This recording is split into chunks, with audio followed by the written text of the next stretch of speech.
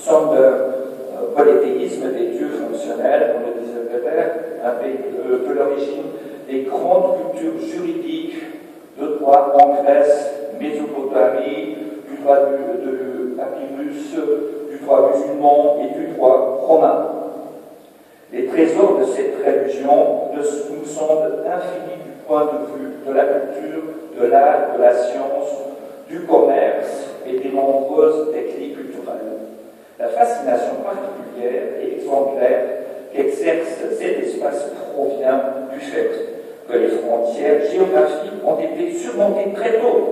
On trouve des vestiges romains au Liban, des villages grecs en Sicile, des empreintes impressionnantes de l'islam en Espagne, en Sicile, et un tout autre islam turc, dans l'ancienne Yougoslavie.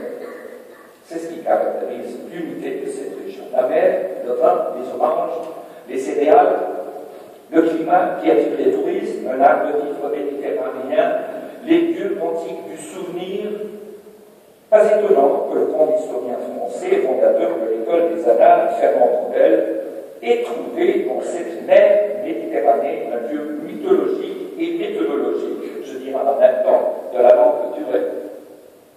Est-ce que cette diversité pourra supporter cette communauté impliquée en réseau, mais aussi un nouvel ordre politico-institutionnel que limitent les conflits au Proche-Orient?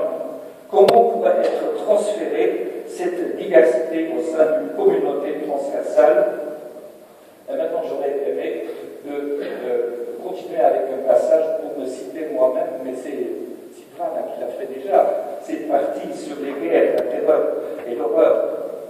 Commençons avec le conflit de Gaza et pour entrer dans la terreur de l'organisation d'État islamique, l'islamisation sous-jacente d'État autrefois laïque, dans lesquels les frontières à l'égard du salafisme ont été transgressées.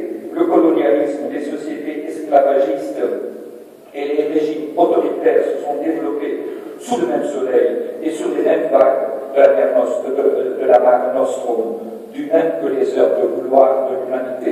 Néanmoins, on peut affirmer que ce soit un espace de paix et que vous pouvez le laisser croire l'histoire la plus récente de l'Europe centrale.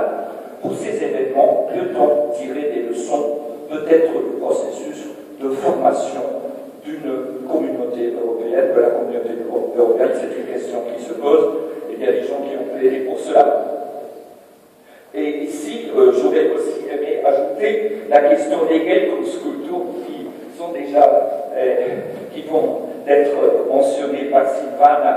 Alors, un grand conflit qui se constitue entre différentes Geltungskultur, cultures de validité séculaire et religieuse, qui font énormément de problèmes, mais aussi peut-être une vision de convivialité, une convivialité transcendante, ces différences fondamentales, et avec l'espoir qu'un consensus qu'on a vécu en Tunisie, si je comprends bien, si j'ai bien vu ce qui s'est passé l'année dernière en Tunisie, que ce qui s'est annoncé peut devenir une sorte de modèle.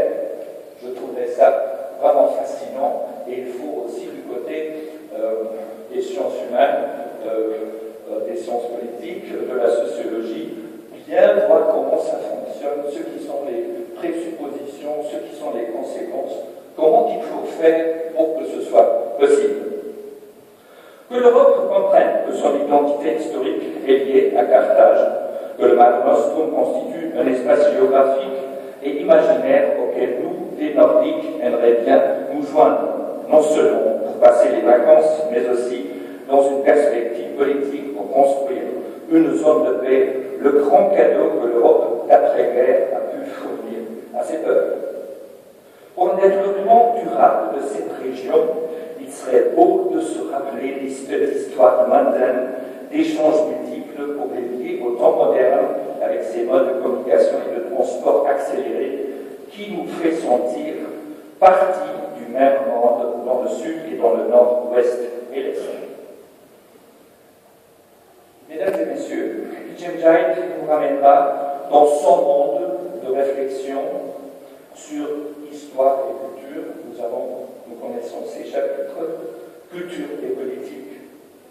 la crise de la culture islamique. Un livre très important que la plupart de vous connaissent peut-être pas par cœur, mais en même temps auront lu, en relisant la religion islamique à travers la grande recherche sur la vie de Mohammed. J'étais particulièrement impressionné par ces 3 volumes, approche biographique du prophète pour saisir une religion qui, dans l'islam des origines, porte en elle déjà un danger, le véritable spectre de la grande discorde, un des traumas de la civilisation islamique.